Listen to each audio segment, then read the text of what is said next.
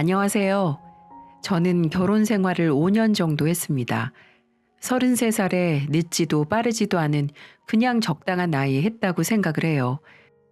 요즘은 워낙에 빨리 하는 사람들은 빨리 하고 늦게 하는 사람들은 늦게 하다 보니까 저도 나이와는 상관없이 그냥 좋은 사람을 만났을 때 하면 좋겠다고 생각하다가 2년 정도 연애를 한 사람과 결혼을 했습니다. 나름 준수한 외모로 주변에서도 인기가 많았던 2살 연상의 남자친구는 날카롭게 생긴 외모와 다르게 마음이 약한 면이 있었어요. 그 반전 매력에 빠져서 그 사람이 먼저 고백한 이후로 연애를 시작하게 되었는데요. 웃음 코드나 취미 생활이 비슷했던 저희는 점점 더 서로에게 끌렸고 싸우기도 많이 싸웠지만 결국에는 결혼까지 골인을 하게 되었습니다.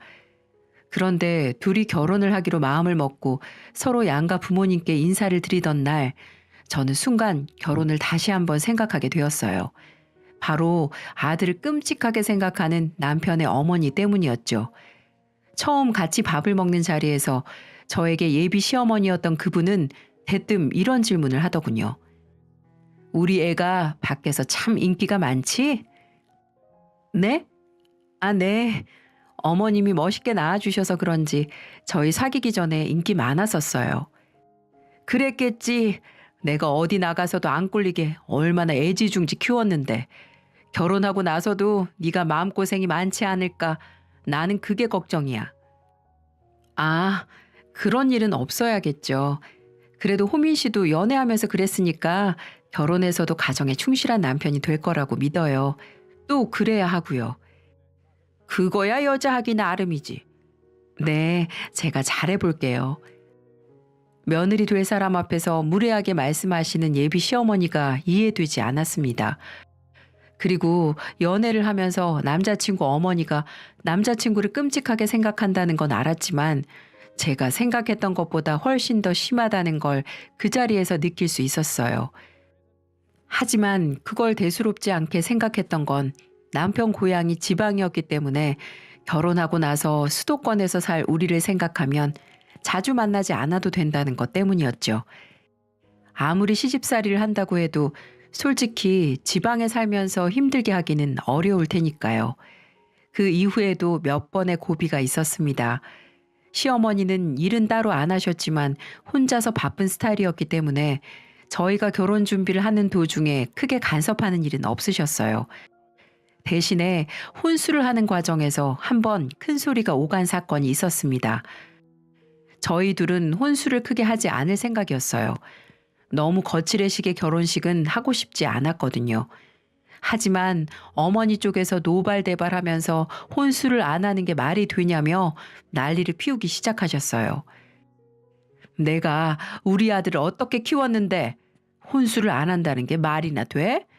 다른 집들은 외제차에 온갖 고급 가전제품에 할 거 못할 거 다 대주고 들어오는데 말이야. 귀하게 키운 우리 아들을 어디 공짜 취급하고 난리야. 엄마, 그게 아니잖아요. 우리 둘 다 합의를 본 거예요.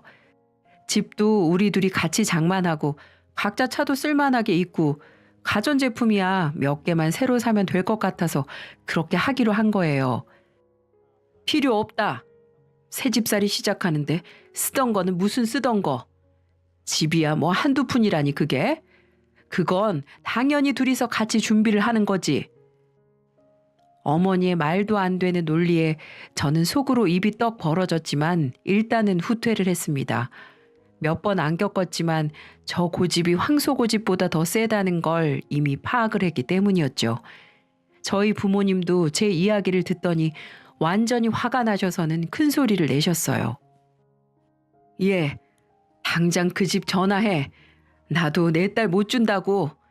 옛날에는 다 남자 쪽에서 집하고 여자가 혼수하고 했다고 하지만 지금은 시대가 그게 아니잖아.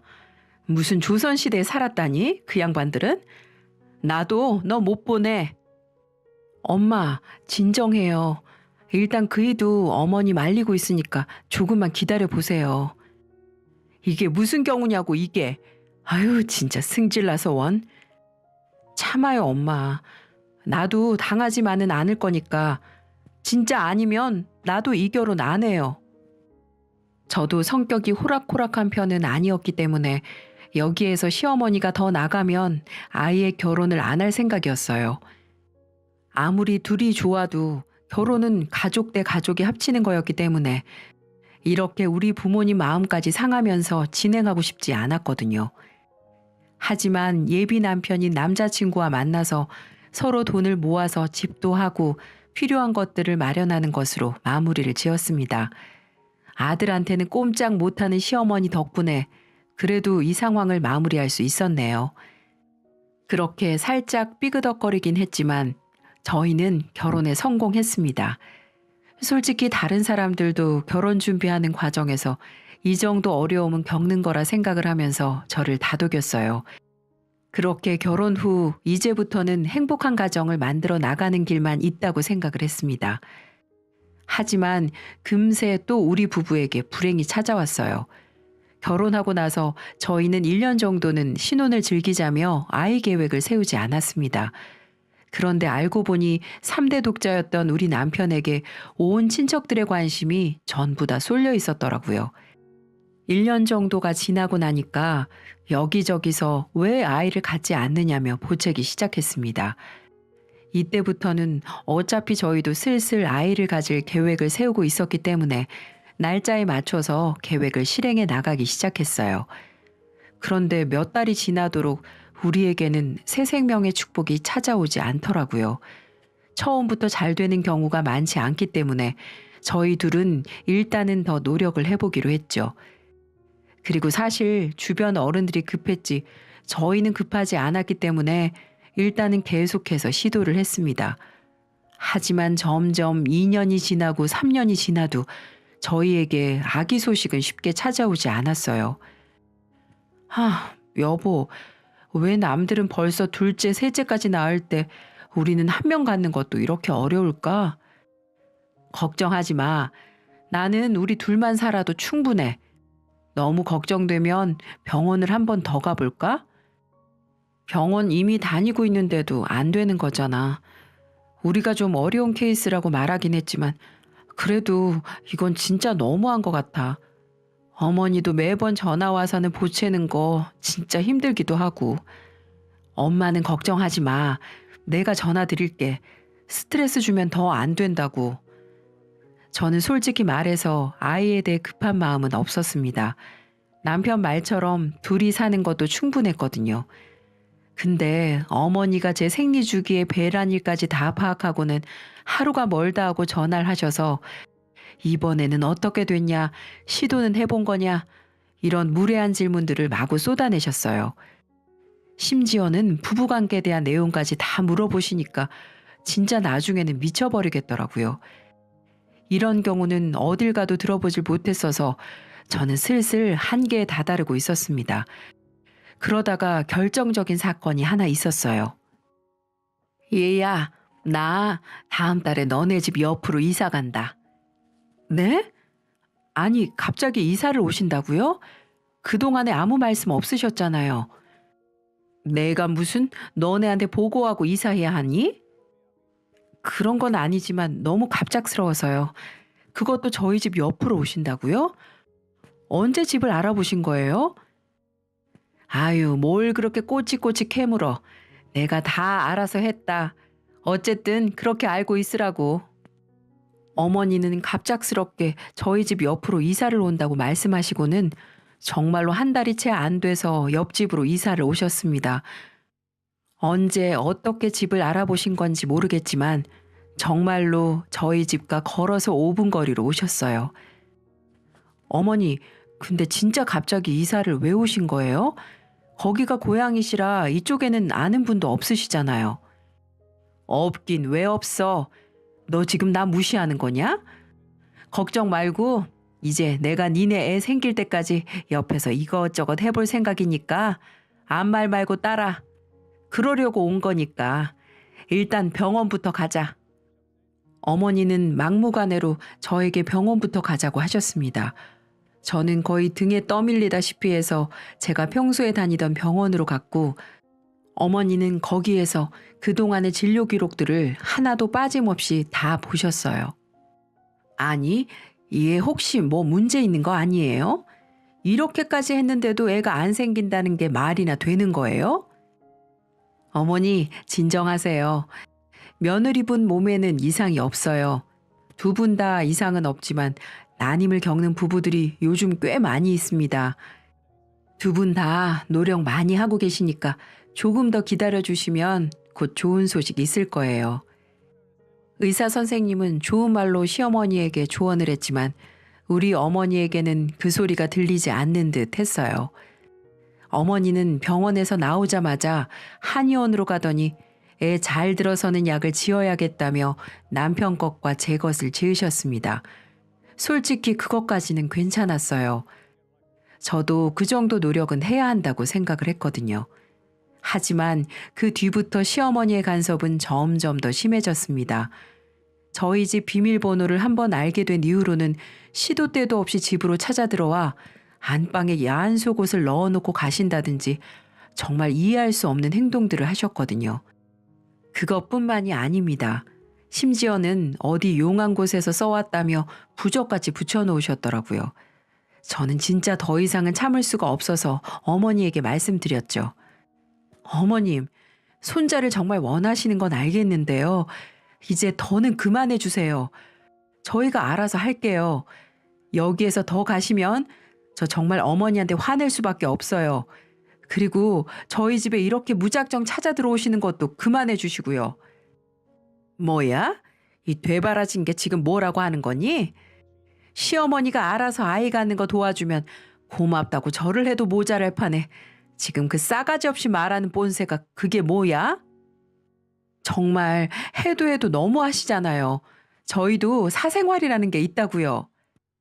하, 참네. 네가 애를 잘 낳아봐라. 내가 이렇게까지 하나. 어떻게 결혼한 지 4년 5년이 다 돼가는데 애소식이 없어. 너 혹시 그 병원이랑 짜고서 사귀시는 거 아니냐? 임신도 못하면서 내 아들 붙잡아 놓고 싶어서 수쓰는 거 아니냐고. 이제는 하다못해 별소리까지 다 들은 저는 더 이상 참을 수 없었습니다. 그 자리에서 어머니에게 버럭 화를 내며 다시는 우리 일에 간섭하시지 말라고, 그럼 정말로 애를 낳지 않겠다고 으름장을 내버리고는 나와버렸어요. 하지만 거기에서 포기할 우리 어머니가 아니었죠. 어머니는 한동안 잠잠하시다가 갑자기 또 찾아오셨습니다. 예, 할 말이 있다. 네, 어머니 말씀하세요. 아이 관련된 것만 빼고요. 내가 그거 아니면 너한테 할 말이 뭐가 있겠니? 딴소리 말고 내가 알아본 병원으로 한 번 더 가보자. 니네 결혼한 게 5년이고 벌써 네 나이가 38이고 내 아들도 나이가 더 차기 전에 빨리 해결을 해야 할 것 아니냐. 알았어요. 그럼 그 병원까지만 딱 가고 여기서 멈추시는 거예요? 나머지는 저희가 알아서 해요. 알았어. 그렇게 하마.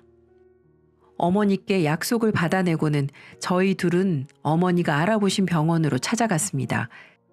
그 산부인과는 정말 유명한 곳인지 사람들이 바글바글 하더라고요. 그리고 그곳에서 저는 충격적인 이야기를 들어야 했습니다. 안타깝게도 며느님은 임신이 어려운 분이시네요. 자궁이 너무 약해서 아이가 들어서기가 힘든 환경입니다. 뭐라고요? 물론 약한 편이라고는 했지만 지금까지 노력만 하면 충분히 될 거라고 하셨었는데. 그 전까지는 그랬겠죠. 하지만 이제는 나이가 들면서 자궁 나이도 많아져 좀 어려워지셨어요. 안타깝게도 아이는 포기하시는 게 좋을 것 같습니다. 너무나도 충격적인 소리를 들은 저는 그 어느 말도 귀에 들리지 않았어요. 하지만 그 옆에서 우리 시어머니는 완전히 흥분 상태로 들어가 소리를 고래고래 지르셨어요. 내가 이럴 줄 알았다. 내 이럴 줄 알았어. 사기를 쳐도 아주 단단히 쳤어. 이래서 집에 여자가 잘 들어와야 한다는 말이 있는 건데, 아이고 내 팔자야. 어머니는 집으로 가는 내내 소리를 지르셨고 저는 대답할 힘도 없어 넋이 나간 채로 집으로 갔습니다. 어머니도 제풀에 지쳤는지 곧장 본인 집으로 가시더라고요. 그 후로 어머니는 저에게 일절 아이 얘기를 꺼내지 않으셨습니다. 저도 그날 바로 남편에게 모든 사실을 이야기하고 아이 문제에 대해서는 더 이상 생각하지 않고 우선은 우리 두 부부에게 집중하기로 이야기를 마쳤고요. 하지만 충격적인 사건은 여기에서 멈추지 않았습니다. 그 뒤로 저희 부부에게 어떤 간섭도 하지 않는 시어머니 덕에 저는 나름 평온한 생활을 유지했어요. 아이에 대한 슬픔도 있고 그저 평범하게 저의 삶을 살 수 있었지요. 그런데 제가 우리 시어머니를 너무 얕본 거였습니다. 우리 어머니는 뒤에서 정말 무시무시한 일을 벌리고 계셨거든요. 저는 다니던 회사에서 승진을 하게 되어 출장이 좀 많아지게 되었습니다. 그래서 지방으로 나가는 일이 많아 하루 정도 외박할 일이 한 달에 몇 번씩은 있었고요. 그런데 제가 지방으로 출장만 가면 남편과 연락이 안 되는 겁니다. 처음에는 혼자만의 시간 보내느라 신나서 이러는구나 싶어서 봐줬죠. 남편에게도 개인적인 시간이 필요할 테니까요. 하지만 점점 연락이 안 되는 걸 느끼면서 화가 나고 있었어요. 그러다 하루는 출장이 생각보다 일찍 끝나서 하루 늦게 와야 하는 걸 미리 집으로 들어갈 수 있는 날이 있었습니다. 그날도 어김없이 연락이 안 되는 남편으로 인해 일찍 집에 들어가게 되었다는 이야기를 전달하지 못한 채 집으로 들어갔습니다. 그리고 저는 집에 들어서자마자 충격에 휩싸여 온몸이 굳어버리고 말았어요. 그리고 점점 떨리기 시작하더니 정신이 나가는 듯한 느낌을 받았습니다. 난생 처음 보는 여자와 우리 남편이 안방에서 완전히 발가벗고는 뒤엉켜 있는 모습으로 있었거든요. 남편은 아무런 연락도 받지 못한 채 그런 모습으로 저를 맞이하게 되어 꽤나 당황스러워하고 있었고 그 상간녀는 뭐가 그렇게 당당한지 그 옆에서 웃으면서 저희 둘의 모습을 지켜보고 있더군요. 당신 지금 뭐 하고 있는 거야? 그 옆에 여자 누구야?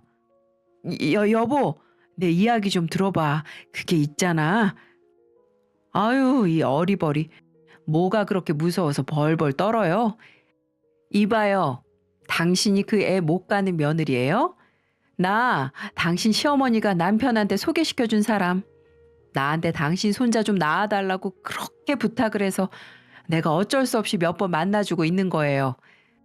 그러게 애초에 애를 잘 가졌으면 얼마나 좋아.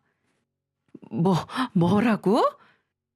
저는 제정신이 아닌 듯한 상간녀의 말에 더 미치는 줄 알았습니다.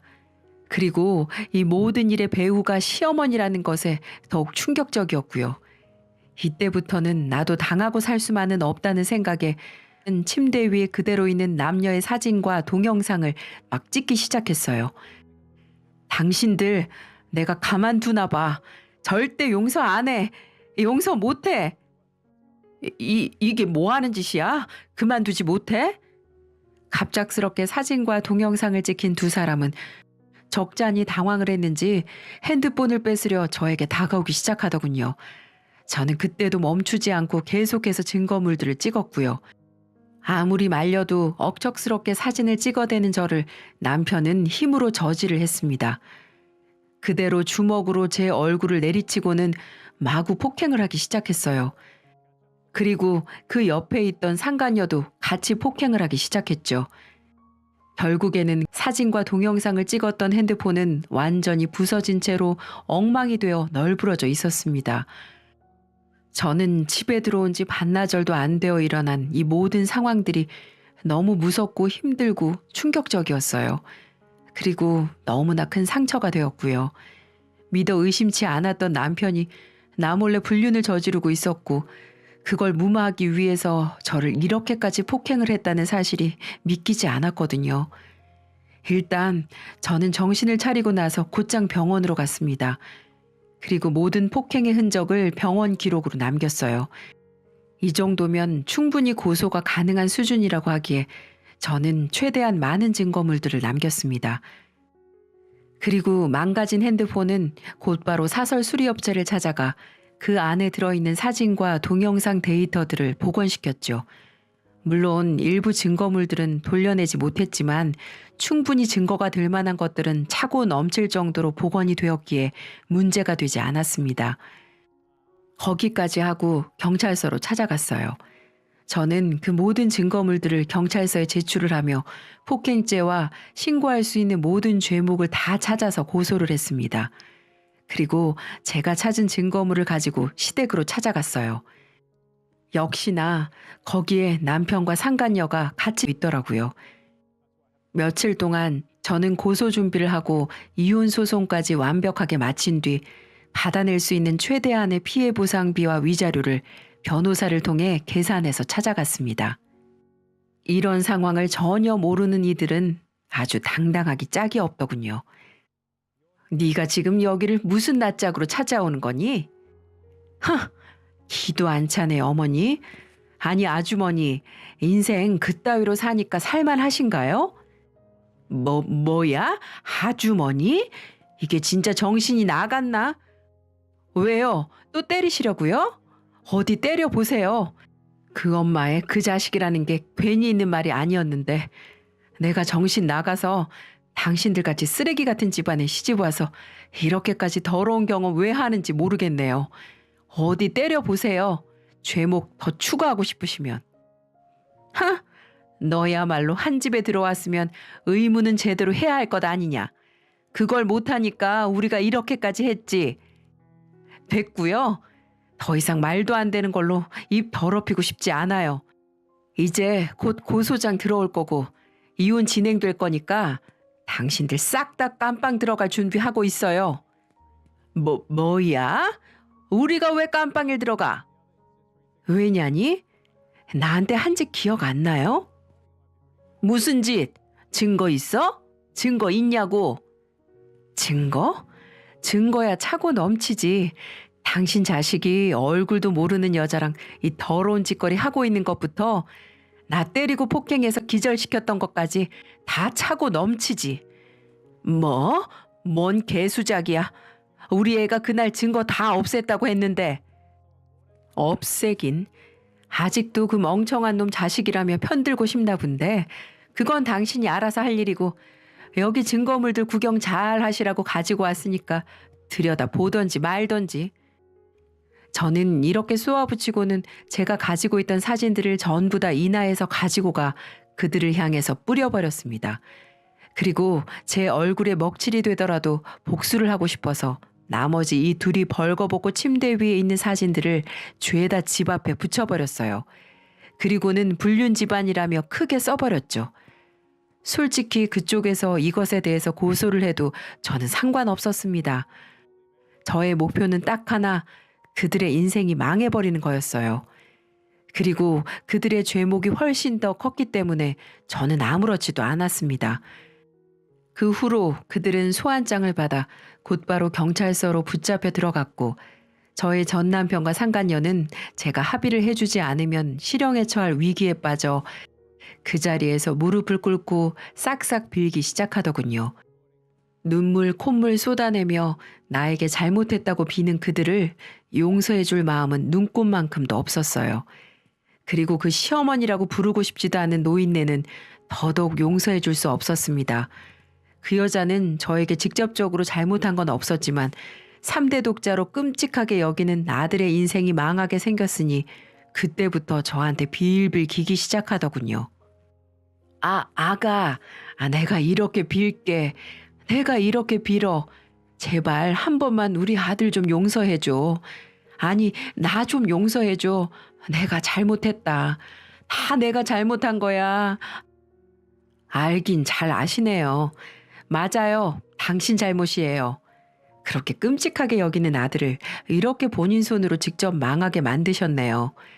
이래서 부모 잘 만나는 것도 복이라는 소리가 있는 거예요. 이제라도 아셨으면 평생 반성하면서 사세요. 어디 한번 이번 기회에 뼈저리게 느껴보세요. 당신의 그 어리석음이 몇 명의 인생을 짓밟고 당신 자식 인생길을 망쳐놨는지. 그래서 전 그들을 용서하지 않고 형사처벌을 받게 해달라고 민원을 걸었습니다. 하지만 모든 게 제 마음처럼 되진 않더군요. 제가 전치주의 진단을 받았는데 검찰에서는 이 정도로는 구속감이 아니라고 생각했는지 상간녀와 남편 모두 집행유예 선고만 내렸습니다. 참 이렇게 법이 허술할 수가 있는지 그때 내가 안방에서 그들에게 쌍으로 절 폭력하고 개처럼 맞는 꼴을 검사가 봤다면 절대 이렇게 선고를 내리진 않았을 건데 말이죠. 그래도 제가 할 수 있는 건 없었고 전 그대로 받아들일 수밖에 없었습니다. 하지만 전 거기서 끝낼 수가 없었어요. 억울해서라도 말이죠. 제가 가지고 있던 자료들을 가지고 남편 회사에 찾아가 증거들을 사무실에 뿌려버렸습니다. 남편이 다니는 회사가 그리 큰 회사가 아니라서 그 사진들을 보는 사람이 대부분이었고 그걸 본 사람들은 다들 경악하고 말았죠. 워낙 평소에 착하고 모범적인 걸로 알았던 남편의 이중적인 모습에 다들 놀라워하는 눈치였어요. 그리고 제일 높으신 분에게 직접 찾아가 그동안의 일을 상세하게 말씀드렸고 그 대표님도 2주 정도 있다가 품위 손상의 이유로 잘라버렸습니다. 아마 그 대표님이 자르지 않았더라도 남편의 추잡한 사생활이 회사에 다 소문났으니 본인이 창피해서라도 먼저 그만두지 않을까 싶기도 했는데 말이죠. 그래도 참 통쾌했어요. 남편이 점점 밑바닥으로 떨어지는 모습을 보니 10년 묵은 채증이 싹 내려가는 것 같더라고요. 그리고 그 다음은 이혼이었습니다. 제가 지금껏 당했던 걸 보상이라도 받자는 마음으로 거기에 몰두했고 결국 제가 생각했던 위자료만큼의 보상을 다 받을 수가 있었죠. 그리고 나중에 알아보니까 그 상간녀란 여자는 남자와 바람을 피다 걸려서 이혼을 당했던 이혼녀였습니다. 그래서 돈이 궁핍해지자 대리모라는 일을 하는 여자였고요. 한마디로 애를 낳아주고 돈을 받는 그런 싸구려 같은 여자였죠. 결국 그 여자는 대리모가 불법이라는 걸 알고 일을 했기 때문에 벌금까지 물게 되었고 저 또한 상간녀 소송을 해서 2천만 원을 받을 수 있었습니다. 그렇게 저의 결혼 생활은 종지부를 찍게 되었어요. 남편은 그 뒤로는 취업도 제대로 하지 못하고 방황을 계속 하고 있다고 했습니다. 매번 제게 술을 먹고 전화를 해서는 자기도 어머니 때문에 어쩔 수 없었다면서 다시 돌아오길 간곡히 말했지만 제가 미쳤나요? 제게 손찌검까지 하는 인간을 다시 만나면 제가 미친 거죠. 그래서 한마디 하고 연락을 아예 차단해버렸습니다. 이 세상에 여자들은 많지만 이제 당신 여자는 없을 거야. 조광지쳐 보내고 싸구려 같은 여자 만나서 당신 인생 그렇게 된 거 누구 탓도 하지 말고 평생 벌 받고 살아. 이 더러운 쥐새끼 같은 놈아. 라고 말이죠. 그 얘기를 듣더니 어린아이처럼 펑펑 울더라고요. 바보 같은 자식. 매번 시어머니에게 당하면서 산 시간들이 아직도 분하고 억울하지만 오히려 그런 끔찍한 집안에서 벗어나 다시 저의 새로운 삶을 살 수 있게 된 것에 대해 만족하고 있습니다. 앞으로 다시는 상종하고 싶지 않아요. 저는 이른 나이에 이런 경험을 하게 된 것에 기가 막히기도 하지만 오히려 지금은 미리 알고 끝낸 게 다행이라는 생각이 듭니다. 이 과정에서 우리 가족도 상처를 많이 받았지만 지금은 잘 이겨나가고 있고요. 오히려 해방된 것에 감사하며 새로운 인생을 알차게 살아가고 있어요. 앞으로 누구를 만날 땐 정말 더 신중하게 만나야 할 것 같습니다. 여러분들도 연애를 하든 결혼을 하든 그 사람만 보기보다는 주변인들도 잘 보면서 정말 좋은 사람 만나셨으면 좋겠네요. 저의 이 기가 찬 이야기 들어주셔서 감사하고 저의 경험이 여러분들에게 큰 조언이 되길 바라면서 이만 사연 줄일게요. 긴 사연 읽어주시고 들어주셔서 감사합니다.